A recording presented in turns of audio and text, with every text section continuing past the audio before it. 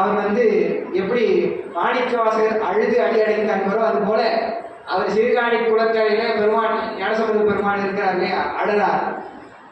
அதுக்கு முன்னாடியே அவர் என்ன பண்ணுவாராம், வீட்டுல சில நேரத்தில் அழுவாராம். அந்த அழுகை என்பது எதனாலும் தெரியாதுன்னு சொல்றார்.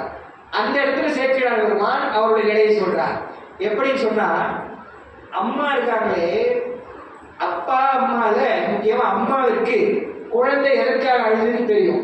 அழுத உடனே குழந்தைய பார்த்துட்டு அதுக்கு பசி ஆற்றணும், பசியால் அழுது, அல்லது ஏதோ அதுக்கு உடம்பு சரியில்லை, அது நோயினால் அழுகிறது, அல்லது ஐயோ இப்படி கட்டி அழுகுது, எதையோ பார்த்து பயந்துருச்சு, பூனை போயிருமோ என்று தாய் என்ன பண்ணுவான்னா குழந்தை அழும் பொழுது கண்டுபிடிச்சிடுவா.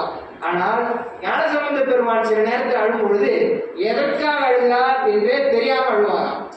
அப்படி எப்படிங்க தெரியாம அழ முடியாது, அவர் ஒழுங்கா பார்த்துலையா என்று சொன்னால் அந்த இடத்துல சேக்கிழார் சொல்கிறார். என்ன சொல்றார், பண்டு பண்டு என்றால் முன்ன, பண்டு திருவடி மலவார் பான்மையோர் தமை பரவல் பண்டு தவ மறைக்குலத்தின் வழிபாட்டின் அளித்தருட தொண்டினை தர வருவார், தொடர்ந்து பிரிவு உணர்வு ஒரு கால் கொண்டெழும் வெறுக்கொண்டார் போல் அழுவார் சொல்லிட்டு அவர் சொல்றார்.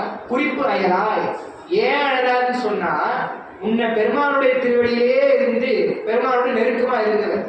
இப்போ ஒரு பெரிய ஞானியோ அல்லது நம்மளுடைய குருவே வைத்திருந்த அவர்களோட நம்ம ரொம்ப நெருங்கி பழகிட்டோம்.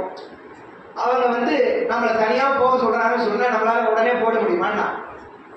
உயர்ந்த விஷயத்தையெல்லாம் சொன்னீங்களே, உங்களை பிரிஞ்சு போனமே என்பது போல வருத்தமா இருக்கு இல்லையா? எப்படி கமலை ஞான பிரகாசர் வந்து குருஞான சம்பந்தர் போக சொல்லும் பொழுது எப்படி நான் போவது என்று சொல்லிட்டு அவர் ரொம்ப